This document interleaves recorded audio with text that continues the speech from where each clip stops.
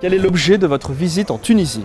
Participer au Forum mondial de la mer qui se tient à Bizerte comme tous les ans. Qu'est-ce que le Forum mondial de la mer? C'est une plateforme d'échange, de rencontres pour discuter d'un défi fondamental en Méditerranée lié au changement climatique et de discuter de solutions concrètes face à ces problèmes. Quel est le plus grand défi environnemental pour la Méditerranée? Il y en a beaucoup, mais je dirais le réchauffement climatique. La Méditerranée, c'est l'endroit du monde qui se réchauffe le plus vite, 20% plus rapidement que partout ailleurs sur la planète. C'est le défi qui nous oblige et c'est celui face auquel nous devons rapidement trouver des solutions.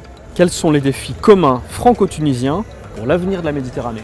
Alors, il y en a beaucoup, il y a le climat, il y a la formation, il y a l'économie évidemment, parce que la Tunisie c'est un hub pour l'Europe et pour la France. L'avenir de la Méditerranée en un mot ou une expression? On est dans une situation où il y a la guerre à Gaza qui est terrible, meurtrière. Il faut absolument qu'on retrouve l'envie de vivre ensemble. Le Fonds Maghreb vise à renforcer l'investissement des entreprises françaises au Maghreb. Oui, c'est 100 millions d'euros pour des entreprises en France qui veulent investir et se développer en Tunisie, en Algérie et au Maroc. C'est un fonds qui vise à créer de la valeur et de l'emploi et en France et en Tunisie. C'est ce qu'on appelle un outil gagnant-gagnant. Un mot pour la jeunesse méditerranéenne? Il faut qu'on retrouve la joie de vivre ensemble et de cohabiter dans ce tout petit espace qu'est la Méditerranée. Une personnalité méditerranéenne inspirante? Naguib Mahfouz, cet écrivain égyptien qui a eu le prix Nobel, un exemple de bonté, un exemple d'humanisme, de générosité, tout à fait ce dont on a besoin aujourd'hui.